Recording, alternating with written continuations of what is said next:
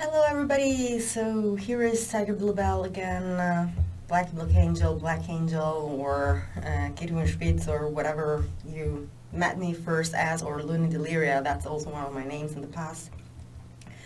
I have decided to make this video because I have a rant. This is not going to be a very nasty rant or anything, it's just a couple of things that are crossing my mind recently. First of all, sorry that I didn't wear any makeup or anything and that I'm wearing home clothes. It's just, I feel comfortable on YouTube. I feel like at home on YouTube. Sitting behind me is my new studio. So I'm moving and I'm still working on the house and everything, but on my apartment, but I've already moved in. So this is my new studio. It's not complete yet, as you can see. On this side, on that side here behind me, there's still positions and places that needs to be filled and stuff. That's that there. Oh my God, how do I show you? There, you see the books that I published, and everything else is what I read. I read in the past. Now I'm reading on that thing down there, so you won't see everything I read. Anyway, so I want to share something that I've been thinking about recently. I have been spending a huge, enormous amount of time watching TikTok videos and looking at what others are doing on Instagram, on Facebook, and on every platform that you can think of out there. I've been making videos on YouTube for 5 years, over 5 years, and then I had this long break where I decided that I don't want to make MBTI or socionics videos anymore. And that's not because I'm not interested in the theory anymore or anything. I didn't grow out of anything. It's just a matter of I want to make things more focused on stuff that I consider more important, so to speak. It's like talking about MBTI and socionics means talking to a number of people that is like this. And the same concepts can be delivered in other ways to a much broader public and audience. So I want to give it a shot and see how to reach others in terms that everybody can understand. Obviously, I'm not a psychologist or anything, so I'm not going to be able to talk in terms of psychology. But I'm someone that has worked on herself for a long time, so I have experience, and I have a very long experience of a path of personal growth. So that's the point from where I can talk. Still, this has had me thinking a lot. So I'm a writer, and what I do best is writing. You may think you're good at making videos also, but you're going to see what I'm going to talk about and what the problem there is. So I looked a little bit around, and what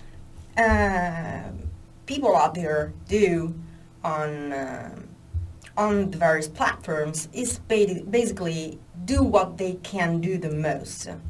There's comedians, there's people that are naturally funny and that can say funny things. There's people that become funny because they have very strong opinions and a very, very peculiar way of expressing them. There's people who make videos and TikToks or basically expressing their opinion and stuff. There's a lot of feminists out there, and they actually have me persuaded about a lot of things because I can see they make quite a few good points.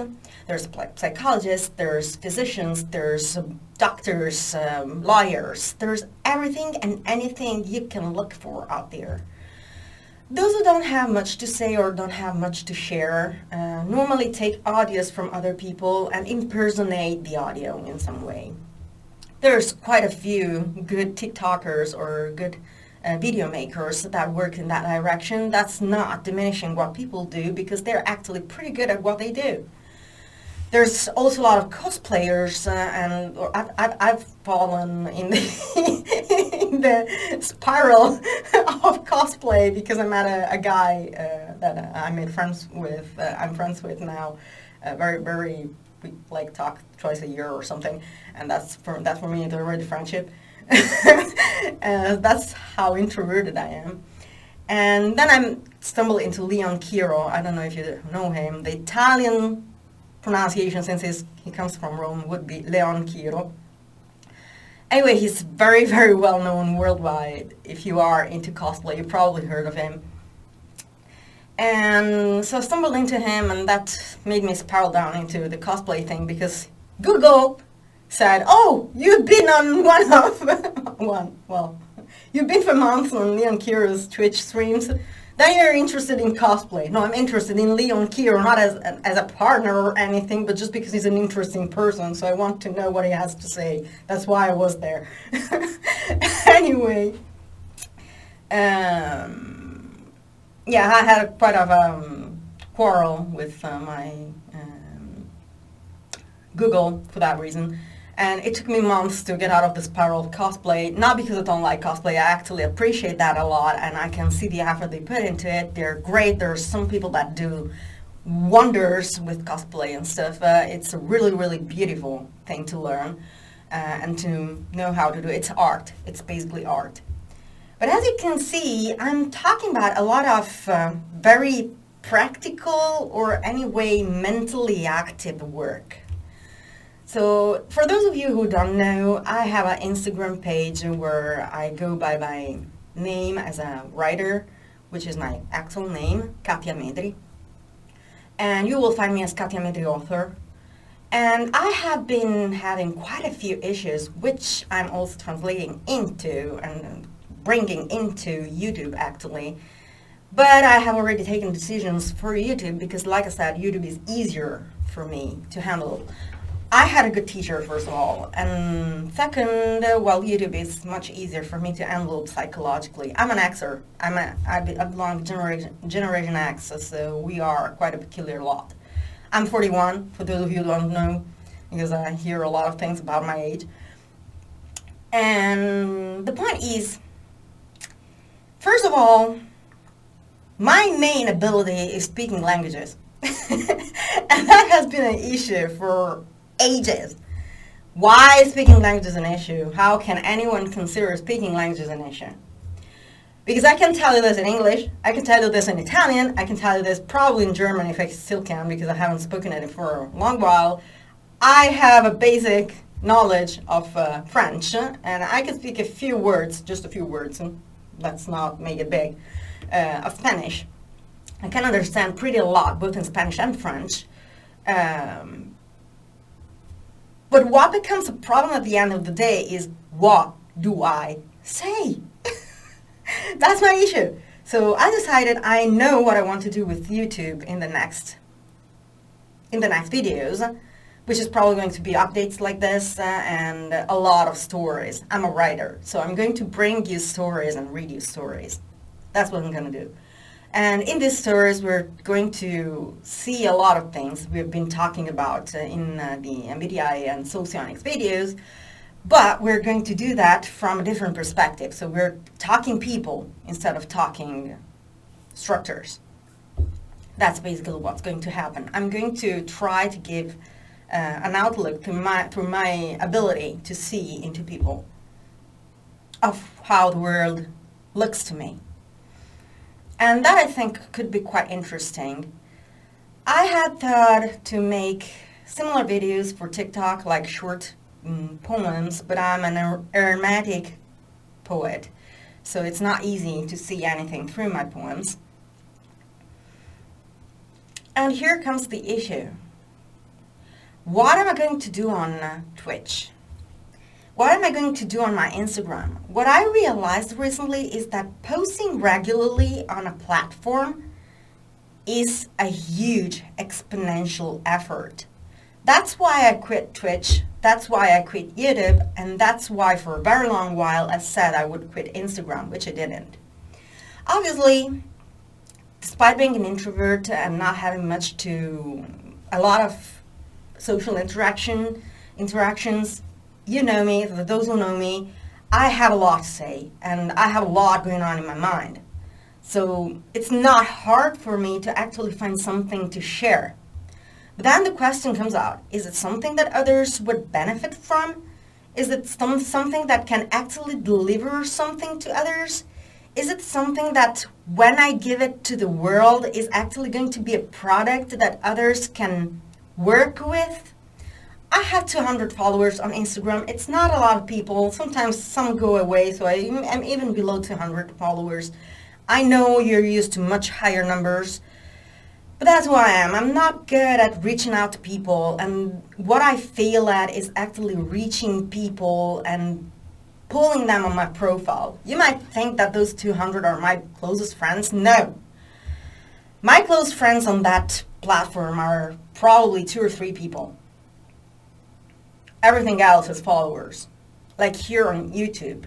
You don't see that probably. I think it's still hidden. I don't know. But if you see that, it's 730 or something followers. And that's not friends. They probably became friends at some point. Some of them I do feel like acquaintances and people that I know. But I do not have friends in my life. I do not go out. I do not reach out to people in any possible way. I'm good at making first contact. If you need any kind of advice to come close to people in a first meeting and or make acquaintances out of the blue at the grocery store, I rock at that. But from that moment on, it's like, okay, now we've met, we've talked. What do we do now? Please leave me alone. That's my reaction. That's basically my reaction. I'm a very hard to please. I'm really high standards, and not in matters of whatever you may think. It's just I have a very high need for intellectual content of whatever sort. Talking about your cosplay, it's going to be intellectual content for me. But talking about the weather is really not my thing. So what can I speak about on the internet that actually brings people closer to me or that makes me interesting to people? Not having a topic makes life really, really difficult. And I'm not one of those opinionated people that have an opinion about everything every fucking day. I'm not one that grasps on feminism and can go about feminism forever because feminists, because of this and that. I'm not that kind of person. I'm not a fan of anything. Passions basically hit me for a while until they're interesting and top tier, and then they kind of fall away. They kind of fade away within me, and my interest is zaps onto something, goes onto something immediately. I'm not a reader. I won't consider myself a reader. There's times of the year in which I read. There's times of the year in which I don't. But the main issue here, and I know I'm making a very long video. If you don't want to hear me rant, I understand, but a lot of you normally do. Anyway, problem is this. I'm a writer, and as a writer, I start realizing how much effort I have to put into something that is going to end up with nothing. So I love YouTube because I've been talking for 13 minutes, 26 seconds. And you are going to be watching whatever length you feel like watching. But if you're watching 1 minute, you're going to get 1 minute of my effort. If you're going to watch 13 minutes 42, you're going to get 42 minutes of my effort. So my effort is equal to your effort. And that makes me feel like we are talking equally in some way. The same thing may work for TikTok videos. If I make it, no, it doesn't. It doesn't. It fucking doesn't. It doesn't. Because to make a TikTok video that has an audience of maybe 200 people, and I will get, I don't know, 10, 12 likes. I'm not talking big numbers. But to make a video, a TikTok video, 15 seconds or 30 seconds TikTok video, that will get 10 to 14 likes. I have to work for 4 hours. For 4 fucking hours on a choreography or on how to deliver my concept the best possible way. 4 hours, 30 minutes of video. Do you understand what I'm talking about? Whenever I write on my Instagram page, and I make my Instagram posts daily, it takes me like 40 minutes to write something that you or whoever is reading is going to read in like 2 minutes. I read a book 700 pages long.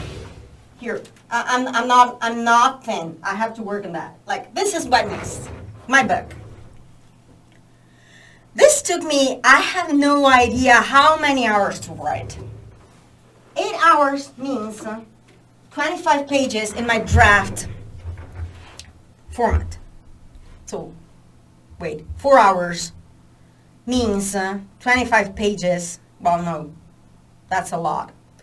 I'm gonna recalculate a minute. 15. So 4 hours, 15 pages in my draft format, which is smaller, written, a lot more lines, so it's going to be a lot more pages. So in my basic format, it's going to be 4 hours work for 15 pages written. Do you know how long it takes to you to read those 4 hours of my work? It's going to take probably 20 minutes.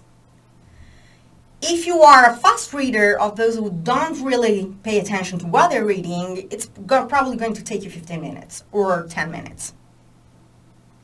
That's where 4 hours of my work fucking go every time that I waste a whole night writing. And that's fucking frustrating. Sorry, I probably shouldn't say fucking, but I just said and I repeated it, so fuck it. Anyway, it's frustrating. So I have stopped doing a lot of things. I've stopped paying attention to calories and trying to lose weight. I stopped paying attention to everything I write. I stopped making TikTok videos. I stopped making YouTube videos. I stopped making lives on Twitch. Because, oh my God, I had to sit in front of camera for, 2 hours finding topics to talk about all the fucking time because there's nothing else that I can do, because I had to realize that writing in front of camera as an experienced writer means that people that have no idea, no clue what they're fucking talking about are going to come to me and tell me what I'm supposed to be doing. Because obviously being a reader or having read a book once in your lifetime makes you an experienced writer. The fact that you like a character doing things your way means that you know how people think and you know exactly what kind of character I have in my mind. So no, it's not possible for me to do what I can do best in front of a webcam and share it with everybody else. I think I left up I think I uploaded my lives if they're still there and I didn't hide them, and you can see how it works. Also, people think that it is fun when someone is doing such a big effort as writing a novel on a Twitch stream. People think it's fun to come in and make fun of you and mock you and tease you. And that's what you have to go through to start making anything, to start doing anything online. Everybody is a genius. Everybody thinks they're better than everyone else. There's trolls, flamers. There's people who don't fucking understand. So I'm here blocked and stuck, not doing basically fucking anything aside from writing books day in, day out. Why? Because what I want to do actually has purpose, meaning, depth, importance. I want to deliver content that can actually help people. Generation X and Generation Y are going through a very hard phases that our generations did not go through. We had different hardships and we went through just as big hardships.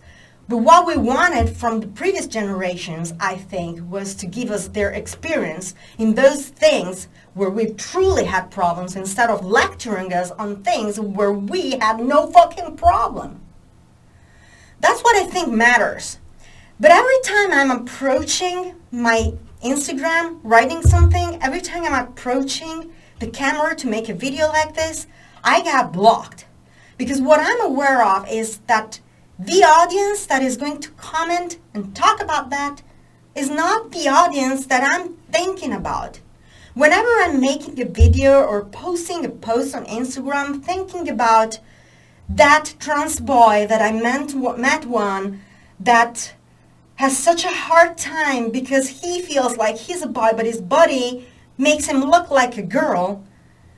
And I make a video trying to share some encouraging content about identity, about how to handle your identity from my perspective, since I questioned my identity and I ended up being a cisgender woman.